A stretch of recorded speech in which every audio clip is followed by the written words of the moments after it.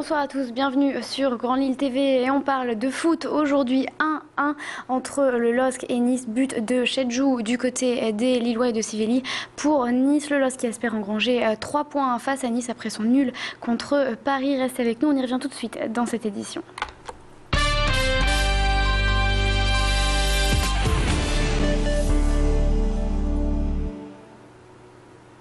Mais pour commencer cette information, la préfecture du Pas-de-Calais a décidé d'octroyer une prolongation de récépissé, donc jusqu'au 19 janvier prochain. La joueuse Rigoberte Mba, joueuse sans papier du football club féminin d'Hénin Beaumont, elle a signé un contrat avec son club au mois d'octobre et son club maintenant qui espère donc une régularisation de la joueuse. On revient également sur ce problème de circulation coupée ce matin avenue Kennedy à Lille en raison d'une fuite d'eau. Cette dernière a paralysé non seulement le trafic routier, mais également le métro qui ne desservait plus la station mairie de Lille. La rupture d'une canalisation serait à l'origine de cette fuite. Plus de détails au micro de Tanguy Lécluse.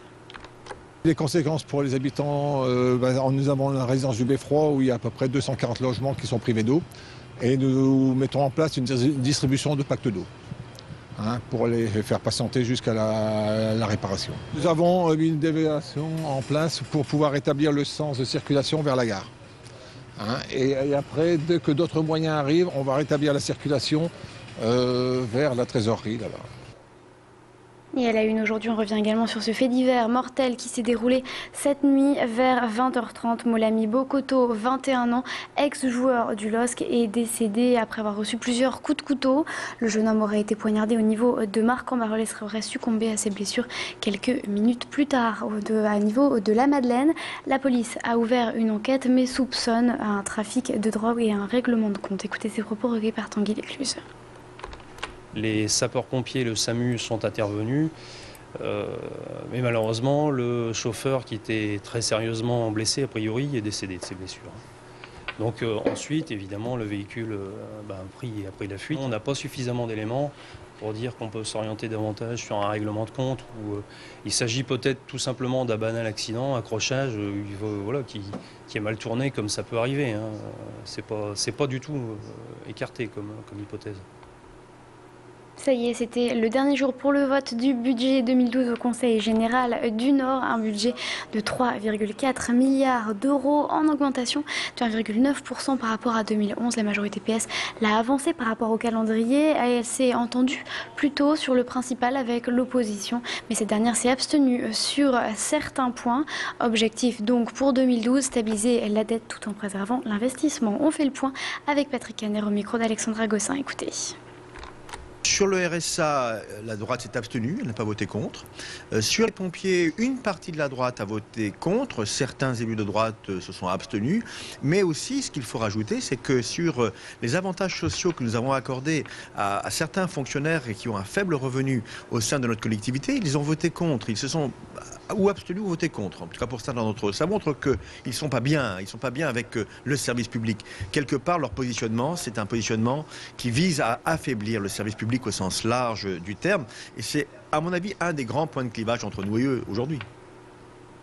Ça y est, c'est parti. Les Lillois jouent leur titre de champion d'automne 1-1 pour le moment entre le LOSC et Nice. Mais il va falloir plus si les Lillois veulent espérer obtenir ce titre. Le LOSC, je vous le rappelle, est toujours à la 3e place de ce championnat de Ligue 1 à 2 points des leaders Paris et Montpellier. Le coup d'envoi a été donné à 19h et donc je vous rappelle le score 1-1.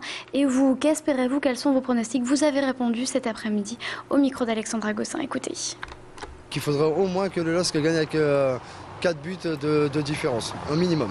Alors, une petite victoire, j'espère, ou une grande victoire. 1-0, ce sera suffisant pour le LOSC pour s'approcher du podium. Le LOSC va gagner. Combien? 2-1. Allez. Le LOSC, je ne suis pas trop football, mais le LOSC va gagner. Combien? Le LOSC Nice 3-1. 2-0 pour Lille. Le score pour le moment, je vous le rappelle, 1-1 pour ce match qui oppose le LOSC à Nice. Et puis chaque jour, nous vous emmenons à la découverte de Noël dans la métropole. Aujourd'hui, coup de projecteur au niveau du marché de Lille, place Riour, sur le stand du Secours catholique. Ce stand qui met en avant les créations des bénéficiaires de cette association. Leurs confections sont revendues et l'argent récolté pour les nombreuses actions menées en faveur des plus démunis. Macha Grunessen était sur place, écoutez. tout ce que vous avez devant vous, c'est le résultat du travail de toute une année de dames que l'on accueille dans le cadre des groupes de rencontres qu'on appelle groupes conviviaux. Certains appellent ça du café tricot, mais on ne fait pas que du tricot. Et donc tout ça, c'est le résultat de leurs efforts de l'année. Alors dans ces groupes, elles se rencontrent pour discuter, pour boire un café, pour échanger aussi, pour échanger leurs connaissances, leurs savoirs. Ce sera sans doute la pièce maîtresse de votre réveillon, mais vous hésitez encore peut-être sur la saveur, la forme ou encore le goût.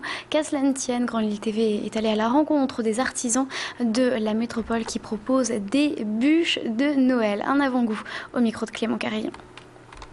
Les gens restent sur des valeurs sûres pour le dessert du réveillon, chocolat, praliné, vanille, fruits rouges. Mais par contre, à côté, on a une vingtaine de sortes de bûchettes qui permettent d'émoustiller les papilles de nos clients sur des valeurs des goûts un petit peu plus originaux, tels que la mangue, le marron, la rhubarbe, qui permet de goûter autre chose que la grande bûche qu'on partage le soir du réveillon. Et restez avec nous, vous êtes en direct sur Grand Lille TV.